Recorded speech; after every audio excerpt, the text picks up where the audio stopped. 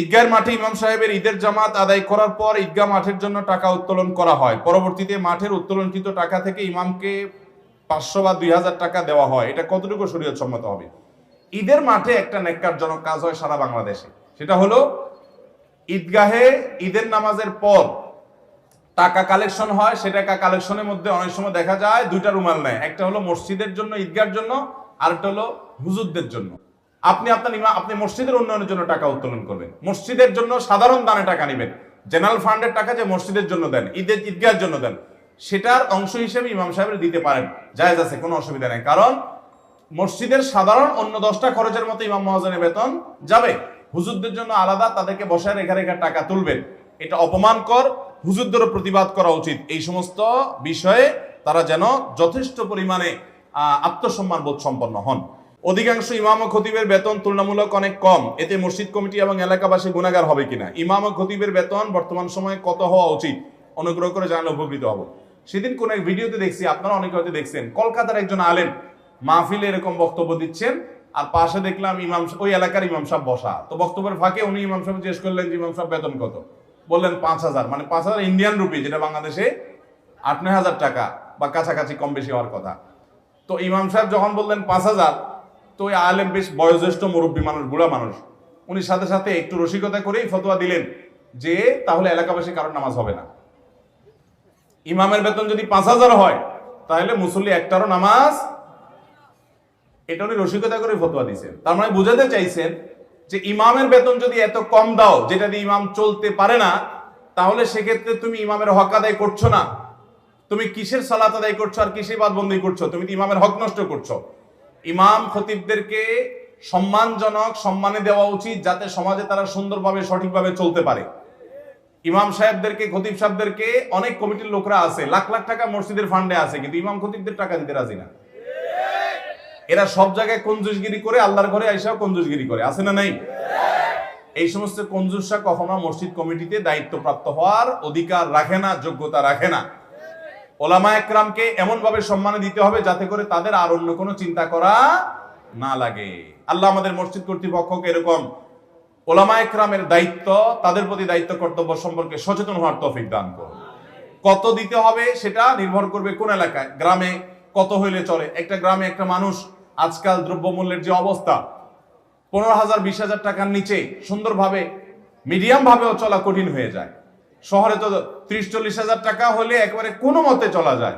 অতএব এর নিচে যদি বেতন দেওয়া হয় তাহলে সেক্ষেত্রে সেই বেতন কখনো ওই ইমামের সাধারণভাবে তার জীবন যাপন করতে তাকে সহায়তা করে না। বিধায় দায়িত্বশীল হতে হবে। অনেক মসজিদের কমিটির লোকেরা আছে, আমি জিজ্ঞেস করি আপনাদের ইমাম সাহেবের বেতন এত কম কেন? আমাকে জবাব দেয় কি জানেন? বলে হুজুর, ওনার অনেক আউট ইনকাম আছে। কি আছে? ওনার খতম আছে, দোয়া দরুদ আছে। ইমাম সাহেবরে ওই খতমের ব্যবসা লাগাইছেন তো আপনারা, বেতন দিবেন না ঠিক মতো, তো উনি কি করবে? আমাদের দেশে ইমাম সাহেবরা যদি ব্যবসা বাণিজ্য করতে যায় তাও দোষ, বলে হুজুর মানুষ দুনিয়ার পিছে লাগছে। আবার বেতনটাও ঠিক মতো দিবে না, তো ওনারা কোন দিক যাবে? এগুলো দায়িত্ব জ্ঞানহীনতা।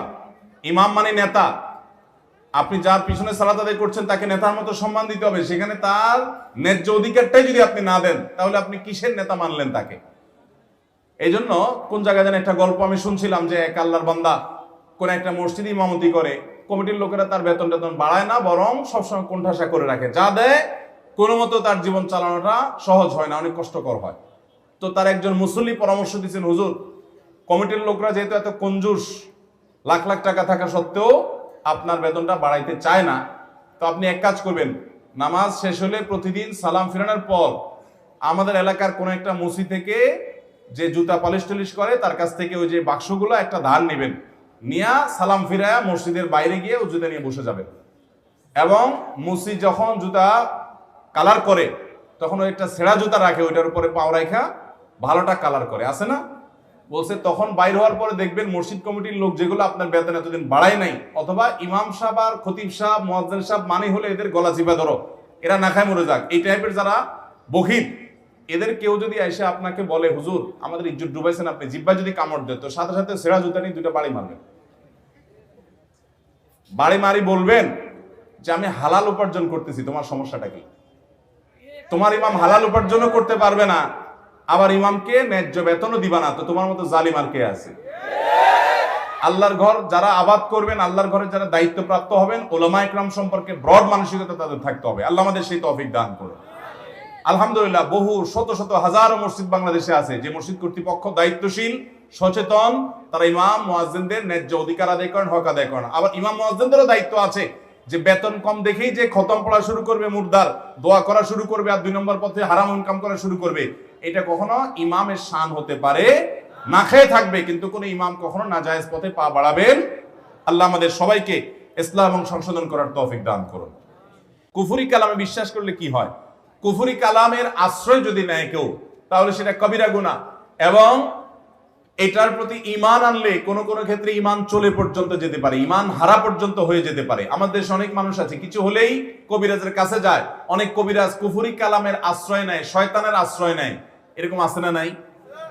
অনেক সময় শয়তানই আপনাকে ডিস্টার্ব করে, ব্ল্যাক ম্যাজিক হয় শয়তানের মাধ্যমে, আপনার শয়তান আক্রমণ করে, জিনগ্রস্ত করে কোনো মানুষকে। এরপরে শয়তান চায় যে আক্রমণ করলাম যাতে আমার দলে চলে আসে। এটা অনেক সন্ত্রাসীদের কায়দা, যে সন্ত্রাসী অনেক সময় সন্ত্রাস করে অনেক মানুষকে নিজের বশে আনে, যে আমার দলে আসো, নাহলে তোমাকে শেষ করব। ঠিক একইভাবে ব্ল্যাক ম্যাজিক, কালো জাদু এবং দুষ্ট জিনের উপদ্রব দিয়ে শয়তান নানা মানুষকে তার দলে বেড়ায়। খবরদার, আমাদের যদি কোনো অসুবিধা হয়, আমরা কোরআন থেকে শিফা গ্রহণ করব। কোত্থেকে শিফা নেব? ইনশাআল্লাহ। আল্লাহ বলেছেন কোরআনে, ওয়ানুনাজ্জিলু মিনাল কোরআনি মা হুয়া শিফাউন ওয়া রাহমাতুল লিল মুমিনিন। ঈমানদারদের জন্য শিফা হয় এমন কোরআন আমি নাজিল করেছি। এটা রূহেরও শিফা, আবার শরীরেরও শিফা। অতএব কোরআন থেকে শিফা নেবেন। আপনি কারোর কাছ থেকে যাওয়ার প্রয়োজন নেই, নিজে নিজে সূরা ফাতিহা পড়ে ফু দেন। আর যদি কোনো নেককারকে দিয়ে করাতে পারেন আরো ভালো, তাহলে সেক্ষেত্রে আপনার শিফা হবে সেটি। অন্যান্য সূরাগুলো শিফা, বিভিন্ন আয়াতে শিফা আছে, সেগুলো পড়তে পারেন। অতএব কোন কুফরি কালাম করে এরকম কোন মানুষের কাছে যাওয়া জায়েজ হবে। কারা কুফরি কালাম করে বুঝবেন কিভাবে? প্রথম কথা হলো, ওই লোক ব্যক্তিগতভাবে 5 ওয়াক্ত সালাত আদায় করেন কিনা, তার ভিতরে ঈমান আছে কিনা, শিরিক সম্পর্কে সাবধান কিনা, বেদাত সম্পর্কে সাবধান কিনা। এরকম মানুষ হলে তার কাছ থেকে আপনি ঝাড়ফুঁক নিতে পারেন। এটা দেখে বুঝতে পারেন যে লোকটা কুফরি কালাম করবে না। দ্বিতীয়ত, সে যদি আপনাকে এমন কোন তাবিজ কবজ এমন কিছু দেয়, বিশেষ করে বিভিন্ন জিনিসপত্র, এগুলোর মধ্যে গিরা, তারপরে আপনার সুতা বাঁধা, সেগুলোর মধ্যে বিভিন্ন জিনিস লেখা, বিভিন্ন পেরাক পোতা, এগুলো সবগুলো কুফরি কালামের লক্ষণ। এগুলা যারা করে তাদের কাছে যাওয়া জায়েজ নাই, হারাম, ঈমান পর্যন্ত নষ্ট হতে পারে। আল্লাহ আমাদেরকে হেফাজত থাকার তৌফিক দান করুন। স্ত্রীর অলংকারের মালিক কে? স্বামী নাকি স্ত্রী? বউয়ের অলংকারের মালিক কে ভাই? না স্বামী? এই প্রশ্নের এত সহজে উত্তর দিয়ে ফেললেন আপনারা। আচ্ছা, বউ যদি হয়, তাহলে আমার এবার প্রশ্ন, আপনার বউয়ের যে গহনা আছে, আপনার হঠাৎ করে বিদেশ যাওয়ার দরকার হয়েছে, ভিসা এসে গেছে, টাকা পুরা জোগাড় নাই, তখন বউয়ের গহনা বিক্রি করে কি করে না? অনেকে কিভাবে বিক্রি করে? কিসের অনুমতি? অনুমতি নেওয়ার ধার ধারে বলে, তোমার স্বর্ণটা দাও, বিক্রি করে যায়, আমি গেলে তোমার আবার কিনে দিব। তো এটা তো হাওলাত হলো। হাওলাত নিলে তো দরখাস্ত করতে হবে, তাই না?